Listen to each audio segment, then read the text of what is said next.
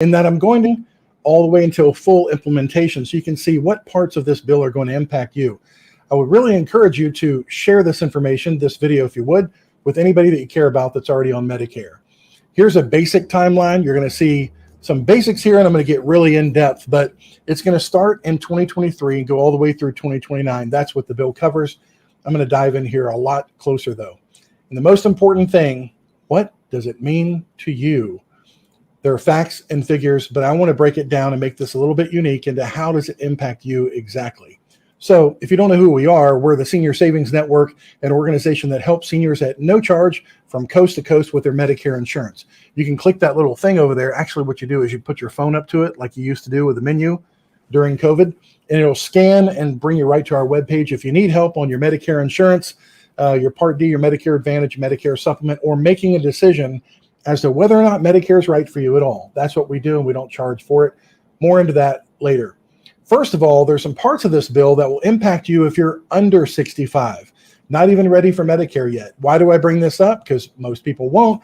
The reason why is if you have a spouse or you know somebody that's almost Medicare age but not quite yet, there's some provisions of this bill that are really going to help them.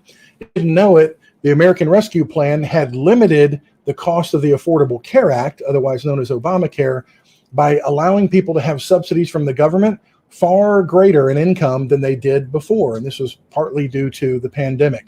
Well, what this does, the Inflation Reduction Act, is it continues those subsidies for people earning way higher than they did before. So it's going to really help those people that are wondering when their spouse goes eligible for Medicare, should they go on COBRA, which generally costs a lot, or should they go to the individual plans through the Affordable Care Act? Now that's going to be a little bit easier of a choice. You have to go in the computer and see, is this going to be better for you? We have a partner that can do that. If you're under 65 or somebody that considering that, you go to Senior Savings Network, our website, seniorsavingsnetwork.org/under 65. Under 65. And I'll put that link in the description of this video below. By the way, as I go through here chronologically, showing all the things that are going to be affecting you and when it's going to happen, when I'm done with this live stream, if you look right under this video, actually the bottom of this video going across here, if you highlight it with your mouse, you'll see the different chapters. And if you're watching it on television, you can actually skip ahead or online and go to the different chapters that will impact you and when they kick in. That'll be kind of helpful.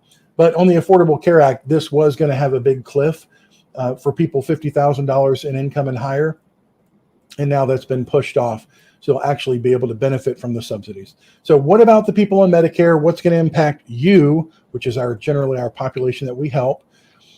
First of all, these provisions in this bill will only benefit you if you're having your drugs going through a Part D drug plan. Some people, when they're turning 65, say that I don't take drugs, I don't take a lot of drugs, I only do generics, and I don't know that I need to pay for a Part D drug plan. Well, then this won't benefit you because all these provisions are literally enacted for and through the scope of people on a Part D drug plan. Now, you may say I'm on a Medicare Advantage plan.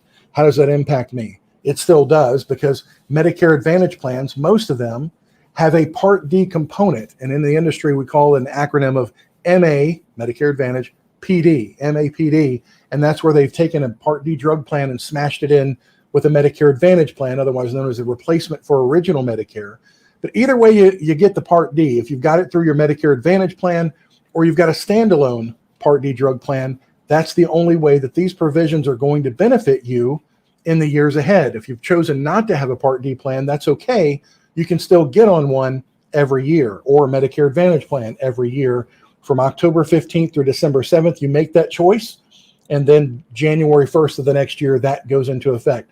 So if you've not yet gotten on a Part D plan, and you're considering doing that in the future, understand that from the time that you were first eligible for Medicare, unless you had creditable coverage through an employer, from the time that you didn't have creditable coverage and you're past 65, up to the point that you start a Part D drug plan, if you did not get it when you were first eligible, you could have a penalty of up to 1% of the premium, the average premium in the country, 1% per month, compounding and lasting for the rest of your life.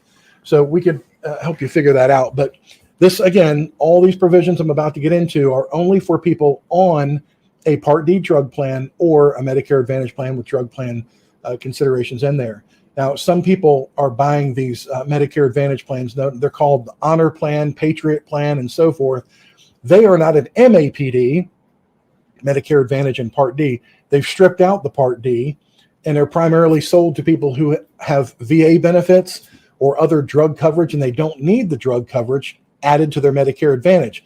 It's critically important that you understand that if you don't have a drug plan component to your Medicare Advantage plan, I don't think that's a really good way to go, because the VA is not going to be there when you need drugs in the hospital, and not going to have all the drugs all the time and be available across the country when you need it sometimes. So we always recommend, if you're going to go Medicare Advantage, check out allaboutmedicareadvantage.com first, allaboutmedicareadvantage.com. But if you're going to go Medicare Advantage, have a plan that has a drug plan component to it, so that this provision and others will be available to you. And again, you can get that any year that you want to. So moving forward, the first thing that's going to kick in 2023, it's going to limit the copayment on insulin. Now, you may be saying to yourself, didn't I hear a couple of years ago they started this provision of certain drug plans having a cap on insulin at only $35 a month? Yes, but the drug companies had a choice whether they were going to participate in that or not. And some of them did, and some of them did not. Ironically, that was called the Senior Savings Plan, and we have the Senior Savings Network. But I got the trademark way before they started using it. I digress. This now is going to be available for everybody on a Part D plan or Medicare Advantage with a drug component to it. Every plan is going to have the insulin available at $35 monthly cap. Now, it's not just getting it from your pharmacist down at the drugstore and your insulin. It's also available for those who get their insulin through Part B, B as in boy, and that is if you're getting it through a durable medical equipment provider with an insulin pump.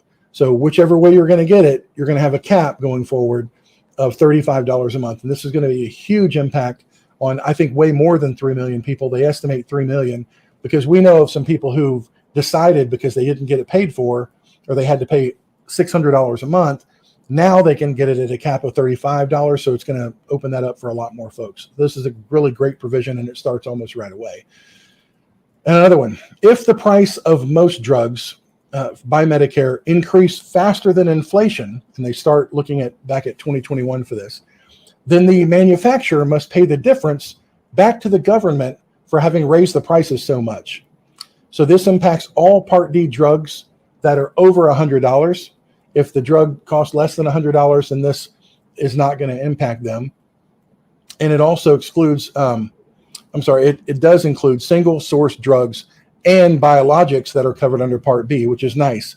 So they're going to keep the rate of inflation down on the expensive drugs, which is good. And then if the companies don't abide by that, they have to pay back to the Medicare Trust Fund, hopefully prolonging Medicare just a little bit longer.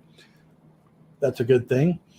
And also in 2023, it eliminates cost sharing for vaccines. The other way of saying that is, in English, you don't have to pay for vaccines anymore. Well, which one?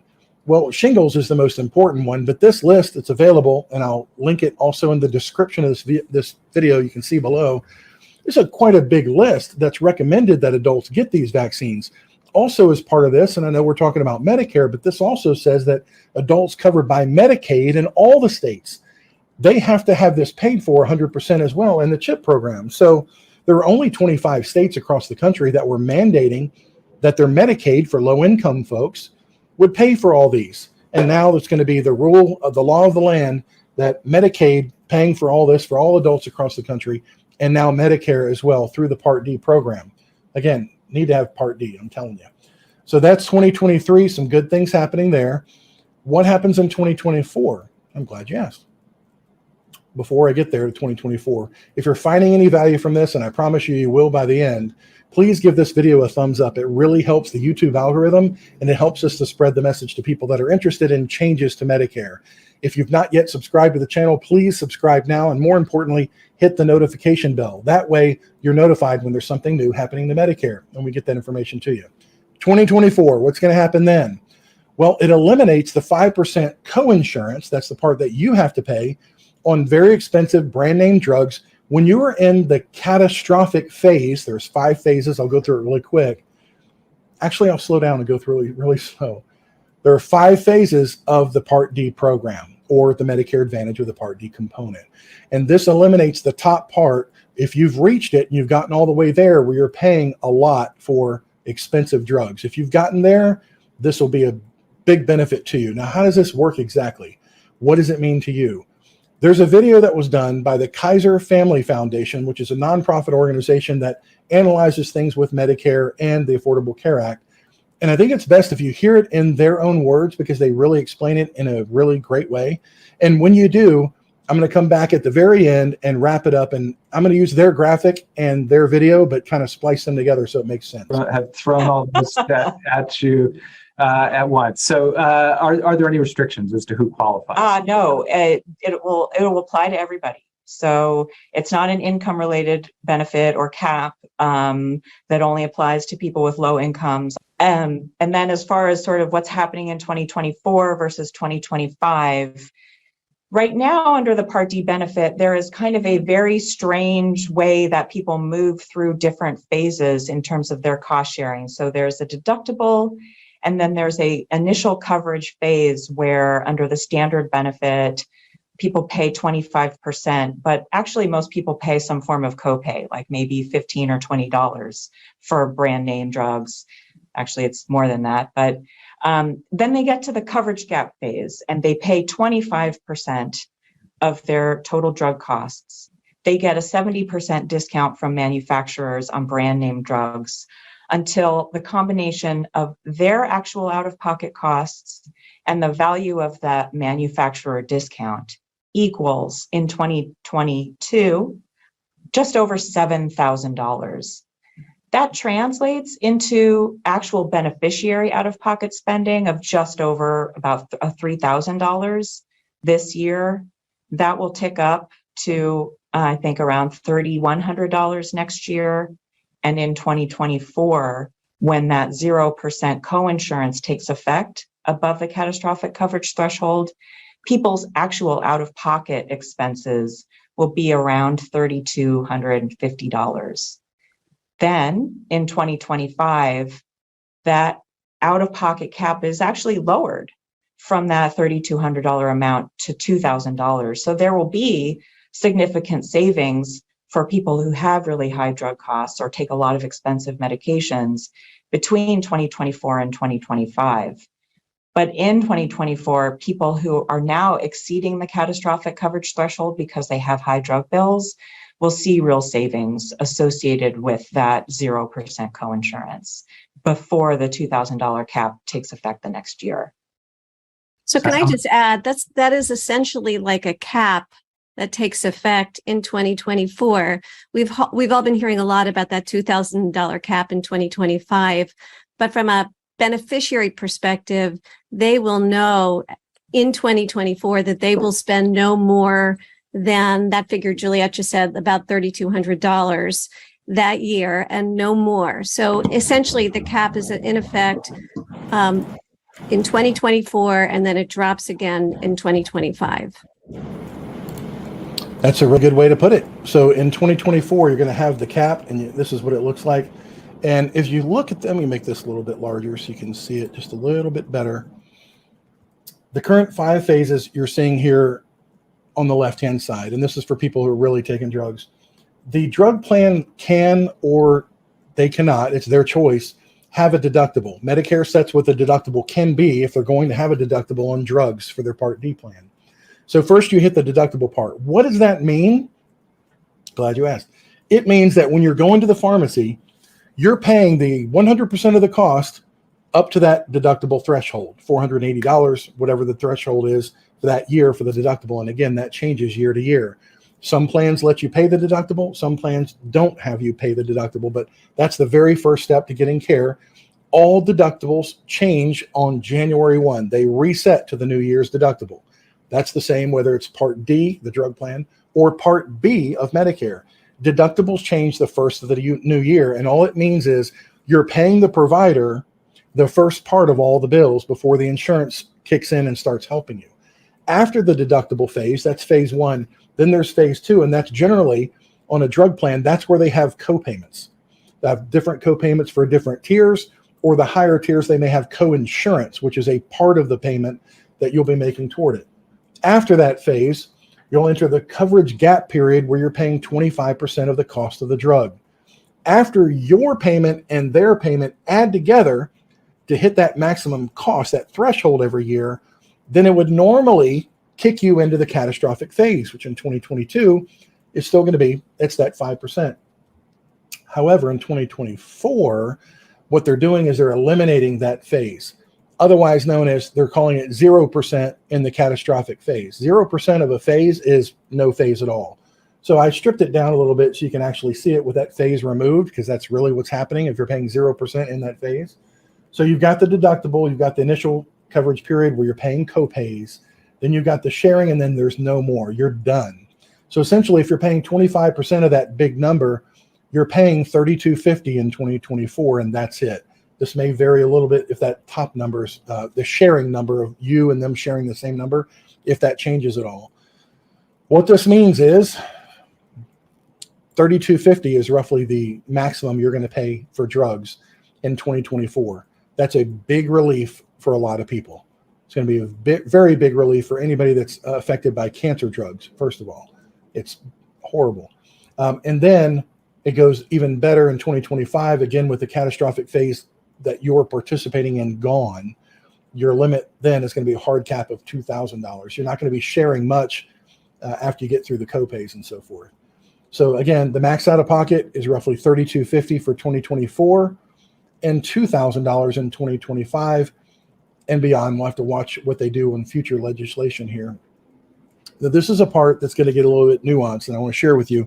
We often share with people how to save money, hence the name Senior Savings Network. And up to this point, people have been using discount cards at the pharmacy to save money and not move toward that coverage gap by kind of pulling themselves out of the Part D system whenever they can. Because once you hit the certain threshold, then your part of what you have to pay is a lot higher, right? When you're sharing the cost instead of just paying a small copay.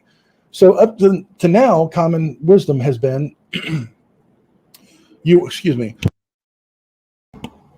that's live for you.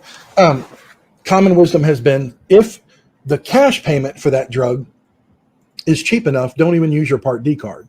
Or if you can get it through GoodRx or one of the other discount programs, pull it out of your Part D and, hey, just use this discount card because you want to stay out of that big sharing category. However, in 2024, if you think that you would be spending more than $32.50, then you need to funnel everything through the Part D plan.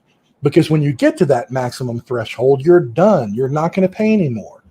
So again, in 2025, if you think that your total out-of-pocket spending for drugs is going to be more than $2,000, and you can look at the tools that we have, like at startpartd.com, put your drugs in there and see which plans are going to be better for you, and at the same time see what those costs are going to be. That's a tool that we use for our clients, and you can use it at startpartd.com. It changes every year based on the new drugs, and it's very, very accurate. And when you find a drug plan that you like, you can sign up without talking to anybody. It's very easy program, but I digress. If you think that you're going to be spending more than the $2,000 in 2025, by all means, don't use cash, don't use a discount card, go full into the Part D program so you know that your ceiling is $2,000. Getting drugs from Canada, same thing. It's out of the system, so they can't count it for you. Interestingly enough, a lot of people don't know that when they sign up for a Medicare Advantage plan, many of the agents will sell those plans based on the fact that there's a maximum out of pocket as a benefit. They'll say, well, the max out of pocket is only $7,000 only, or $10,000 or more if you go out of the network. What they don't tell you is, if you go get a procedure done on a Medicare Advantage plan or a drug filled outside of your medical plan, that does not go towards your max out of pocket. So if you go to a doctor, and this happens all the time, we have tons of stories like this, the health plan says, I'm not giving you prior authorization, you can't have this done.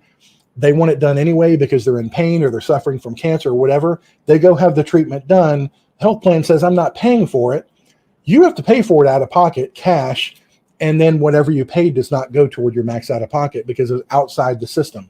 That's why I'm saying don't go outside the system once these protections are in place in 2024 and beyond. Hope that makes sense. So what does the max out of pocket mean? What goes toward that?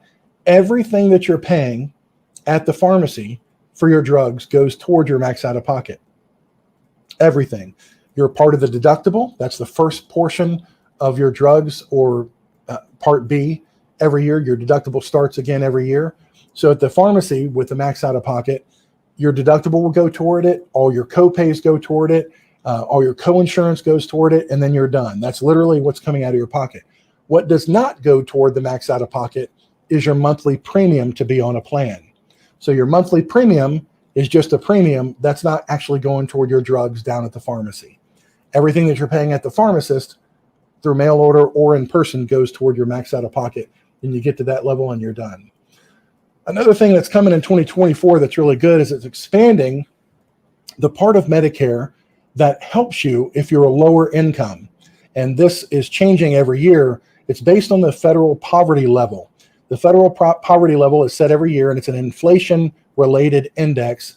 And you should really look at this. I'd say if you're earning $35,000 as a couple or less, go apply for the low-income subsidy, and you may be surprised that you may qualify for a certain level of this. Now, up to this point, if you qualified for as high as 150% over the federal poverty level, you still get some benefits. You get what they call partial benefits with the low-income subsidy program. I'll show you in just a minute how to apply for it. It doesn't cost anything, and you can see in just a couple of weeks, they'll tell you if you qualify for something, and if so, what level. Well, up to this point, if you were between the threshold of 135 to 150% of the federal poverty level, you still get partial benefits.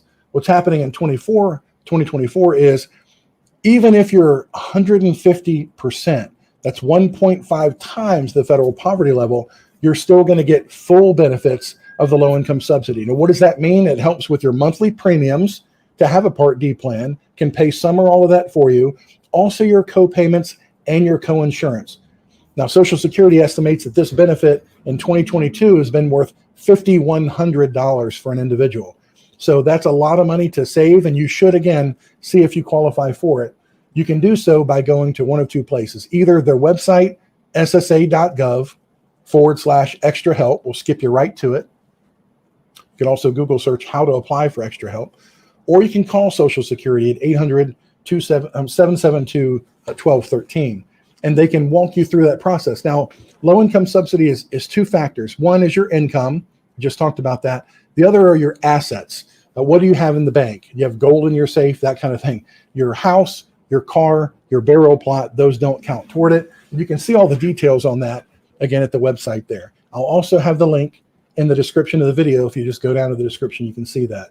If you've not applied for it, you think there's any remote possibility that you're within 1.5, 2 times the federal poverty level, I encourage you to apply for it. Maybe it takes 5 to 10 minutes to do it online, and you may get surprising news in the mail. That'd be a good thing. Now, 2024 to 2029, there's a limit on your monthly Part D premium. That is what you pay every month to be on the program of Part D. They cannot raise it more than 6% per year. However, I'll just let you know that experience tells me that there's a way around this, that the insurance companies can game this system. What do I mean by that? Well, a couple of years ago, they had several plans out there that were very inexpensive, and they were like $7, $8, $9 a month. And then if you didn't do anything, you never shopped your coverage, which I don't recommend you do, but if you never shopped your coverage, you were in for a rude awakening come January, because those $7, $8, $9 premiums were suddenly $54 to $68 a month for the same named plan. Now that will be illegal going forward. That's great, starting in 2024. The plans cannot take the same plan, the same name, the same plan number, and increase it more than 6% on you from one year to the next. That's one of the biggest complaints that we had a couple of years ago when this was running rampant.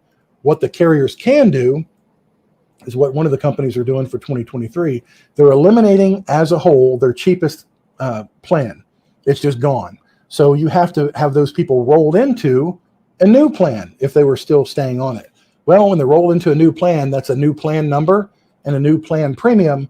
It's a new plan, and therefore that would not be protected under this scenario of same plan to same plan, can't be more than 6% increase. If you're getting on a different plan, of course, all bets are off. So they do have a way around it by eliminating the old and injecting the new plan into the market. But overall, this is good for the people who just stay on the plan and don't do anything to it, and the insurance company's not eliminated that plan to call it another name. Then in 2025, we've already talked about the biggest part of it is the $2,000 cap. That's going to be great. But Medicare at that point, which has been illegal up to this point, literally was written into the law with Part D. Up to this point, Medicare could not negotiate drug prices directly with manufacturers. Now they can, but the pharmaceutical lobby got in there and did have a little bit of an impact on this, and that it is very limited to only 10 drugs the first year. Now, who picks those drugs? Secretary Becerra, the Secretary of Health and Human Services, or whoever's going to be in that spot going forward, they are going to pick those 10 drugs. And it's only in the Part D program for now. So there's a provision in here to protect the pharmaceutical companies in that for the first 9 years of a new drug hitting the market, that cannot possibly be on the list that they can go and negotiate prices with. And when I say negotiate, usually negotiation means that you and the other side are both looking at something and kind of meeting in the middle. This is different than that. When the government says negotiate, it's kind of like the IRS. When the IRS says they're going to negotiate something with you, they're doing it with a gun to your head, literally. Well, in this case, for the first 9 years, the drug companies can just charge whatever they want. And then 13 years, they get protection on their biologicals, which is what they say that they spend the most money on research and development for. So they're protected for a while. But what happens if they don't negotiate? If you don't negotiate with this program, then they're going to charge you a tax on 65% of that drug plan sale for the last year. 65%. And then it increases by 10% every quarter up to 95% of the entire profit from the sale of that drug.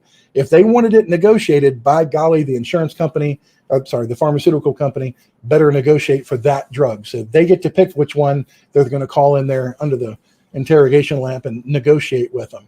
And also the civil penalty can be imposed on what they would have been if they did not agree to and implement the negotiated price. That, again, that'll be paid right into the Medicare trust fund if the insurance companies don't go along with it. What's interesting is, if you'll look here at the top, in 2027, they add another 15 drugs. And then in 2028, they add another 15 drugs and finally bring in the injectable, the infusion drugs, which are covered under Medicare Part B. Finally, they're adding those in 2028 as part of the negotiations. And again, it's supposed to be the most expensive of the drugs that they're going to get into this program.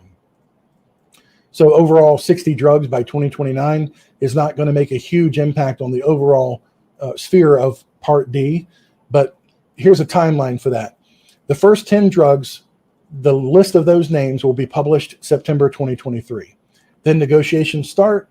Then the maximum fair prices that they've established through negotiation will be published in September of 2024. And then the negotiated prices take effect 2026. Long time coming, and things may change with future legislation. I would encourage you, please, to comment below this video. Just take a second now or when the video is over. What do you think about the law so far? What did they miss? And what would you like to see in future protection for seniors? I have a real important ask of you, though, here. Over the weekend, I looked at hundreds and hundreds and hundreds of comments on our channel. Our channel has now over 5 million views. Really appreciate that. However, I saw back 4, 5, 6 weeks ago where I missed people in the comments telling me their personal story, their personal information, their health information, what plan they're on and what they're struggling with, and asking for help. In the comment section is not the place to ask for help. We have a way you can reach us and do that, but it's really not in the comment section. Please reach out to us directly. Our phone number is down there. It's the 800-729-9590. If you need help with your Medicare plans, picking a plan, deciding on going on Medicare at all, Medicare Supplement, Advantage, Part D, but it's not for the comment section. I really want you to engage in the comments because we have a lot of good discussions between people about what plans should contain and what they don't, what they think about the news as we bring it to you. But if you need our help, please reach out to us in a different way than just the comments. I hope that makes sense. So again, we're looking at the timeline, all these things and how they'll be implemented. And it's a long list of things. I'm going to encourage you to look back at the timeline of this video, and you can skip ahead to the different sections if you lost some of that part.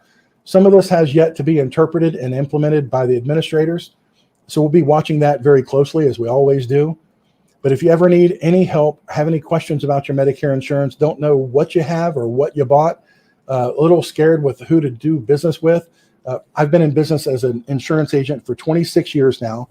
We started helping people over the phone with just Medicare in 2008, all the way from Virginia to California and everywhere in between. We work over the phone, which through COVID, a lot of people discovered, oh my gosh, it is safe and easy to do business over the phone or through Zoom or however you do it. But it's been safe and effective for us as one of the top producers in the country. I can tell you we've helped a lot of people and the word has spread. So I'm asking you, if you find any benefit from breaking down what's coming in the law as to how it will really impact you, which is what I try to do, please do share this message with anybody that's on Medicare. And I promise you, we'll take care of them just as if we've taken care of everybody else up to this point. And if you're a current client and you're referring people to us, we want to thank you. Make sure that they tell us that you referred them to us when you're sending folks to us, so that we can kind of thank you as we're going forward. And Nicole sends out thank you cards and things like that. So make sure that the people that you're referring to us, let us know that you're the one that referred them. We get most of our people from referrals, and we'd love to help anybody you send our way. Again, if you have any comments, put them below. But if you have any questions, please reach out to me and our office so we can help you directly and not have you wait till somebody reads a comment asking for help. Even if it's, what coverage do I have, or what would you recommend in this situation? That's what we do all day. That's why we're here, and we want to help you in that same way. Now, here are a couple of videos that may interest you of other things that we've done that have helped the industry as a whole. Thank you so much for watching. God bless you. Bye-bye.